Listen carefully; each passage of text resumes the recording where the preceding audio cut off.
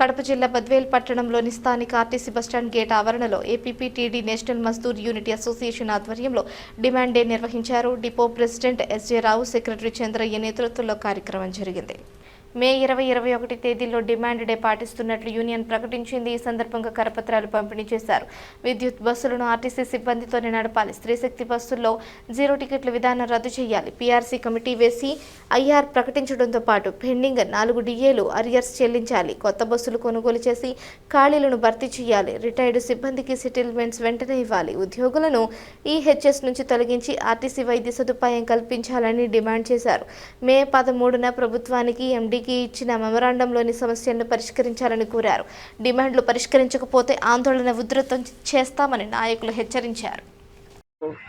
రాష్ట్రంలోని అన్ని డిపోలలో మరి ప్రధానంగా బద్వేల్ డిపోలో దాంట్లో భాగంగా బద్వేల్ డిపోలో కూడా ఈరోజు మరి ఉదయం 5 గంటల నుంచి మొదటి సర్వీస్ నుంచి కూడా ప్రధానమైన డిమాండ్స్ బ్యాడ్జెస్ను ఉద్యోగస్తులు కూడా ధరించి మరి ఉద్యోగం నిర్వర్తిస్తున్నారు.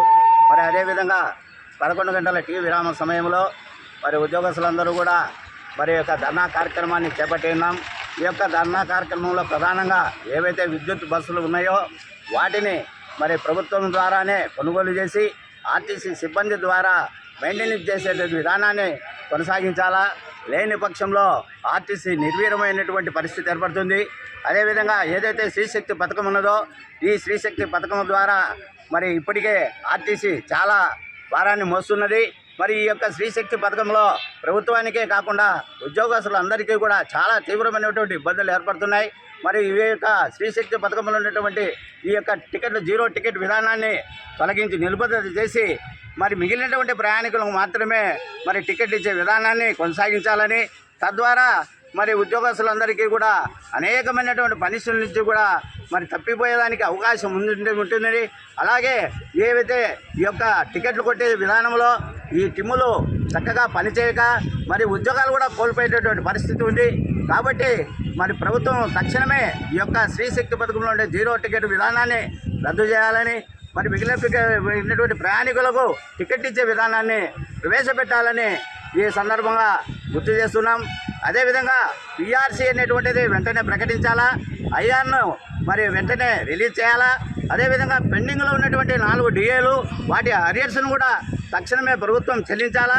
మరి అన్ని కేటగిరీలో ఉన్నటువంటి ఖాళీలను అన్నింటిని కూడా ప్రభుత్వం తక్షణమే భర్తీ చేయాలా. అదేవిధంగా గతంలో ఉన్నటువంటి ఆర్టీసీలో ఉన్నటువంటి వైద్య విధానాన్ని మరి ఇప్పుడు ఉన్నటువంటి ఈహెచ్ను దాని స్థానంలో తొలగించి పాత విధానాన్ని ఆర్టీసీలో ఉన్నటువంటి పాత విధానాన్ని మెడికల్ విధానాన్ని మరి అమలు చేయాలనేటువంటి ప్రధానమైన డిమాండు.